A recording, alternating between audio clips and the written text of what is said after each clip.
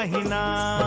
दुनिया में सुंदर भारत देश के बहिना। भारत में सबसे पावन अंग प्रदेश के बहिना।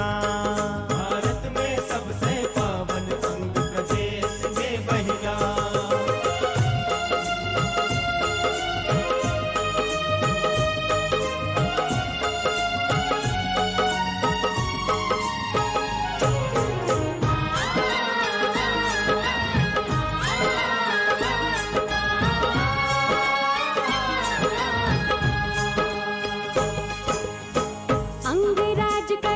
धरती गूंजे दिन करके कहानी, बिहुला बेसहारी सैलस चौहर मल के निशानी।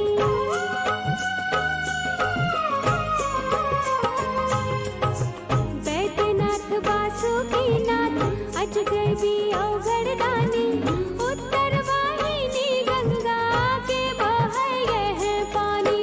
बटेश्वर बूढ़ा नाथ महेश हो भैया।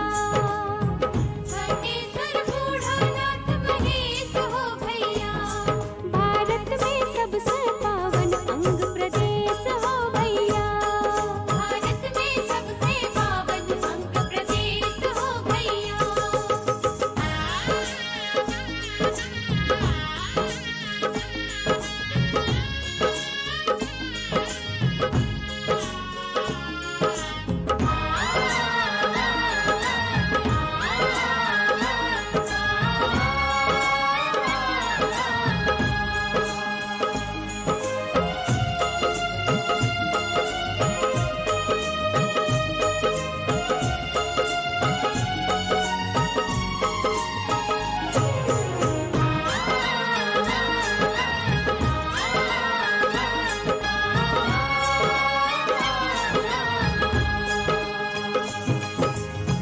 जामलपुर रेल कारखाना एशिया के शान हो।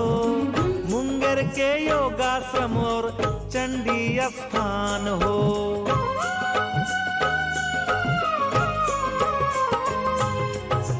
विश्वविद्यालय विक्रम शिला महान हो। भागलपुर में मेही के आश्रम विद्यमान हो। महर्षि के गूंजे उपदेश के बहिना। महर्षि के गूंजे उपदेश के बहिना। भारत में सबसे पावन अंग प्रदेश के बहिना। भारत में सबसे पावन अंग प्रदेश के बहिना।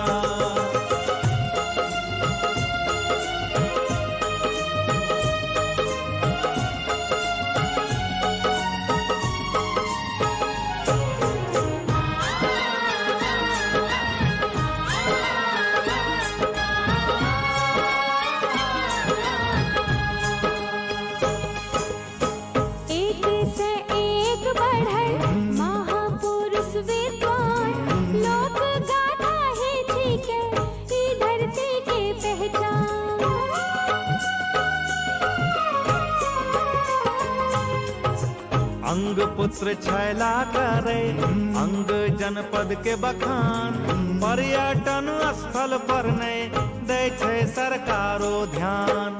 के हरते खगड़िया के कलेश हो भैया। के हरते खगड़िया के कलेश हो भैया। भारत में सबसे पावन अंग प्रदेश हो भैया।